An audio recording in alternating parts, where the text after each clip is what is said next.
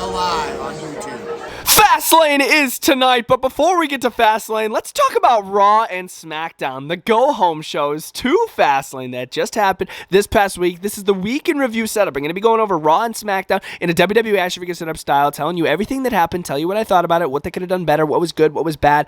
This is Monday Night Raw, first in California. We were supposed to open up the show with Shayna Baszler versus Nia Jax one-on-one, but before their music could even hit, they started brawling it out. Nia, Shayna, they started going at it. And then here comes Raquel Rodriguez, one of the victims of Nia Jax. And then here comes Rhea Ripley, Mommy. Mommy comes out to take care of business, targets Nia Jax, goes after Raquel. This is just an all-out brawl. People mainly focusing on Nia Jax because she injured hella people when she returned. But this was an awesome way to open up the show. I felt like it got the crowd hyped, and to see Rhea return first thing, like not even a couple minutes into the show, like, oh my gosh, this was awesome. Right after Rhea Ripley took care of Nia Jax, she started straightening out the Judgment Day. Dominic Mysterio, Damian Priest, he's like, Damian, you couldn't hold it down while I was gone. Dominic loses his title to Trick Williams, and she even threatens Dirty Dom. She literally says, if you don't come home with that NXT championship on NXT, I got you a rematch. It's over, like that. I'm like, what the heck? Dominic did win his North American Championship back on NXT. Spoiler alert, yes, he did. So Dominic is in good graces with the Judgment Day and Mommy. They do get interrupted by Jey Uso, and I swear, Jey Uso comes out and he starts flirting with Mommy, telling everybody that we all missed her and all this. I'm like, yo, Jey, a married man up in here. Okay, I see you. And then, of course, he gets attacked by Dominic Mysterio. J.D. McDonough comes out to help out Dominic, and then Cody comes out to help out Jey, and then Cody evens up the odds. They end up taking out Dominic Mysterio and J.D. McDonough. Adam Pearce comes out and makes a match for Fastlane, that being Damian Priest and Finn Balor going up against Jey Uso and Cody Rhodes for the Undisputed WWE Tag Team Championships. I did post a prediction video on my channel if you guys are interested in checking that out. I talk about all the matches that are going to be happening at Fastlane, including this one. But as far as this promo, it was a solid way to open up the show. Otis and Chad Gable, the Alpha Academy, they went up against Giovanni Vinci and Ludwig Kaiser in a tag team match. This was actually not a bad tag team match. I thought for sure they were going to end it with Giovanni Vinci getting pinned by either Otis or Chad Gable, but they didn't. Giovanni Vinci helped Ludwig Kaiser in this match, and Ludwig Kaiser was able to deliver a step-up enziguri to Otis's forehead to knock him out and win the match. I'm like, what? It's over? With a step-up enziguri? Caught me kind of off guard there.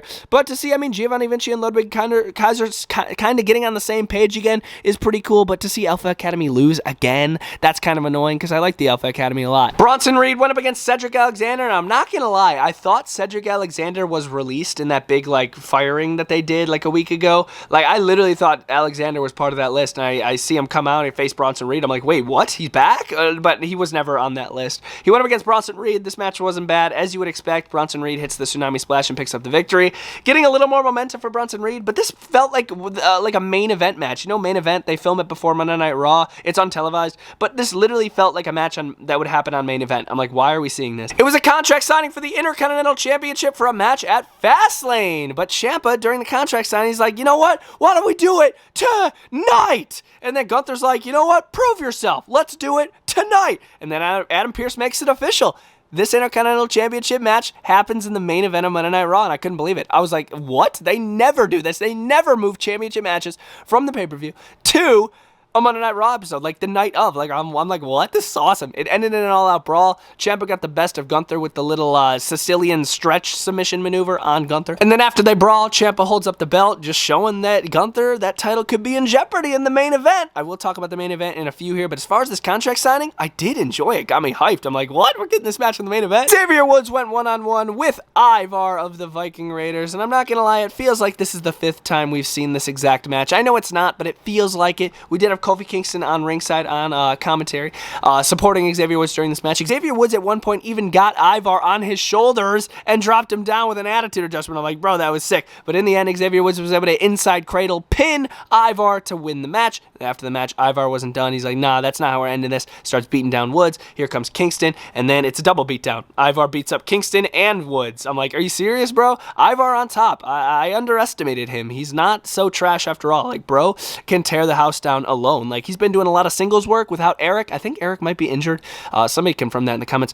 But yeah, Ivar's been tearing the house down with Valhalla on ringside. Shinsuke Nakamura, yet again, attacks Seth Rollins from behind. He never approaches Seth Rollins face to face. I swear, this dude is such a freaking coward when he is a heel. He had his little promo video going on the Titantron, and I'm like, oh boy, Seth, watch your back, please. And then here comes Nakamura after the promo video, and he starts beating down Seth Rollins' back, uses a steel chair, and then he starts counting to 10 with the microphone because it's a last man standing match at Fastlane. So he counts to 10, and he's like, yeah, this is what's gonna happen at Fastlane, and then he holds up the championship. I'm like, bro, like, you're not gonna win, Nakamura. You are such a coward as a heel, and you're annoying. But as far as the storyline, low-key, I'm sort of invested in it, no doubt. But as far as just the same old attack from behind, it's the same thing with Nakamura. Tegan Nox had a match one-on-one with Chelsea Green. The match was okay. Doudrop, I always say Doudrop. Piper Niven jumped on the apron, tried distracting Tegan Nox, but then here comes Natalya. I think she got off on the wrong foot with Tegan Nox. She helps, get Piper Niven off the apron, and then Tegan Nox is able to hit the shiniest wizard on Chelsea Green to pick up the victory, and then they hug. Tegan Nox and Natalya. It's like, Natalya, what is their plan? What is their plan here? Is she gonna turn on Tegan Nox, or is she gonna be like a mentor to Tegan Nox? Like, I literally don't know.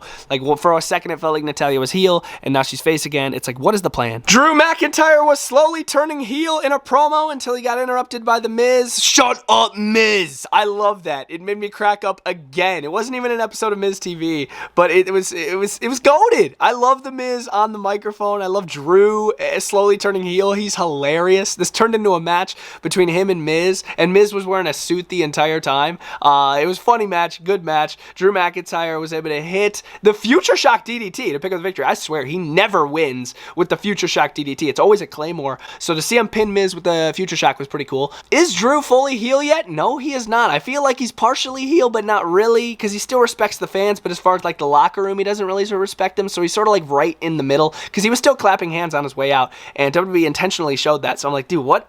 Is Drew heel yet or no? Cody Rhodes got interviewed by Jackie Redmond. Yes, I do know that is Renee Young at the front of the stage, talking about his tag team match that he's going to be having at Fastlane. Cody's just said, Judgment Day, have your head on a swivel, because me and Jay, we're coming for those tag team titles, and we're going to win the match. Solid little hype, good little entrance for Cody Rhodes here in Cali. And our main event of the show, the match that I was not expecting, our Intercontinental Championship match that was supposed to happen at Fastlane between Gunther and Tommaso Ciampa. This match was awesome. I really enjoyed it. Any match with Gunther, I feel like, is always hard-hitting and very unique in style. And to see Ciampa pop off was great. Ciampa almost had him multiple times, but in the end, Gunther was able to put to sleep Tommaso Ciampa with a little bear hug, and Ciampa just went limp. And then here comes Giovanni Vinci and Ludwig Kaiser to beat down Ciampa even more for almost beating Gunther. And here comes Gargano.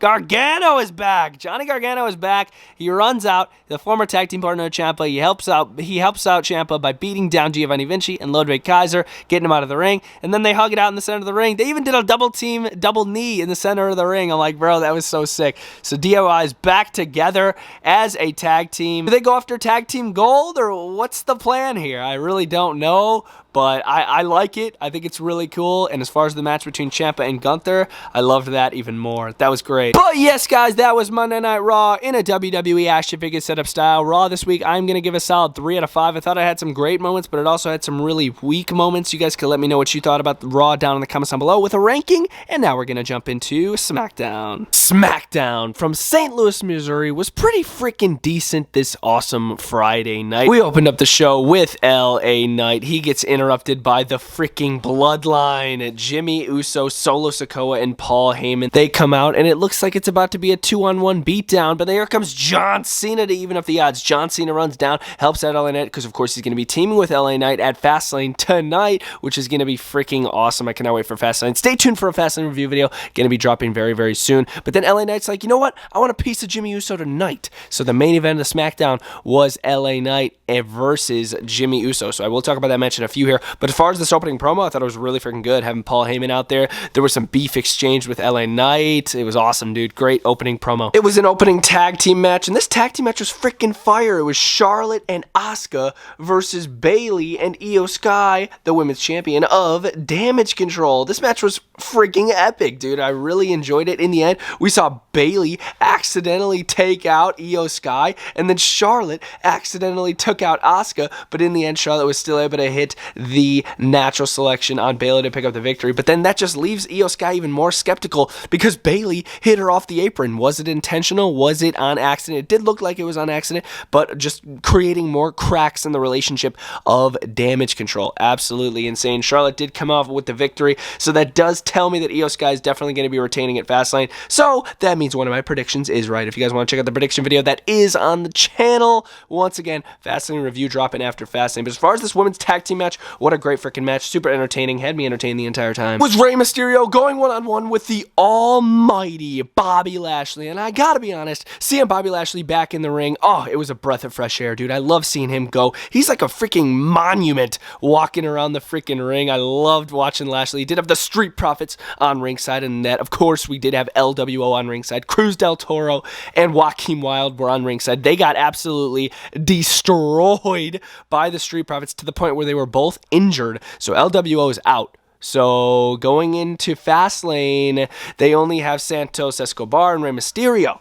So what's going to happen there? Anyways, Rey Mysterio eats a wicked spear in the end of this match, nearly cutting him in half. Bobby Lashley picks up the victory. 1, 2, 3. Easy as that. And then after the match, Rey Mysterio and Santos, they're like, oh my gosh, there's only 2 of us. There's 3 of the Street Profits and Bobby Lashley. And Rey Mysterio randomly says, I'm going to have to make a call. I'm going to have to make a call. Who is that call going to be to? I have no clue. It has to be a Latino superstar, right? I don't know. If you guys have any ideas, let me know down in the comments down below. But Rey Mysterio, bro, he's got me thinking. As far as this match between him and Lashley, I freaking loved it.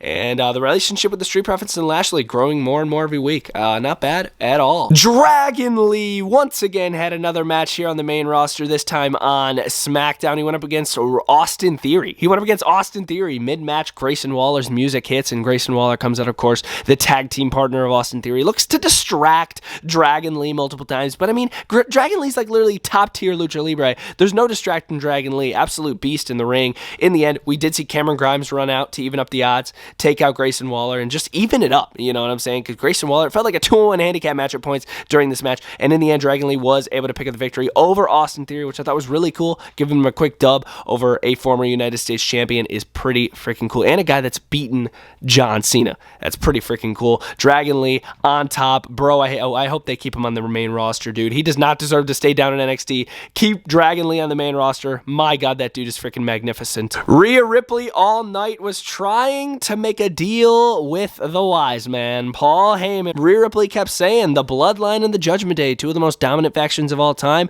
Imagine if they teamed up together.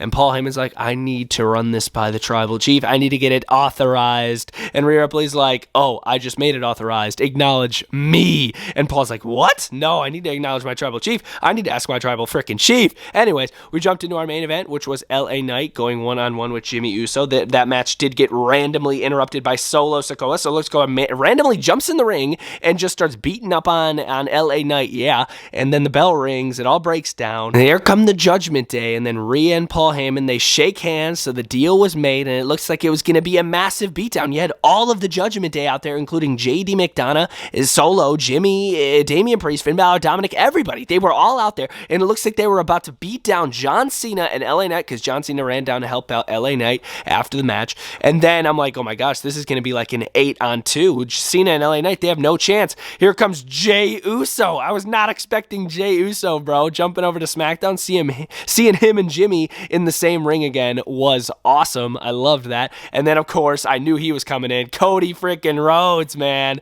Cody Rhodes in St. Louis here on SmackDown was awesome. What a group of guys right here. Jay, Cody, LA Knight, and John Cena. My God, this was awesome. It ended in an all-out brawl, and hats off to JD McDonough. Bro took a freaking 5-knuckle shuffle, a BFT, a super kick, and one of the most wicked sells for a Crossroads I've ever seen. So if you guys have not seen JD McDonough get his ass whooped by these 4 men, you gotta watch it. And if JD McDonough is not an official member of the Judgment Day, he should be by now, because bro has been putting his body on the line. Good Lord. But what a way to end the show. I really enjoyed this episode of Smackdown. If my voice does sound a little weird, it's because it's like 2 a.m. But yeah, this was a solid episode of Smackdown. In the end, I'm going to give the show a solid 4 out of 5. I really enjoyed the matches and the storytelling and the Go Home Smackdown episode to Fastlane. I am really excited for Fastlane. I think it's going to be a really exciting show, and I really enjoyed this episode of Smackdown. Let me know your thoughts down in the comments below, and I will see you guys next time. Bretto Live is out.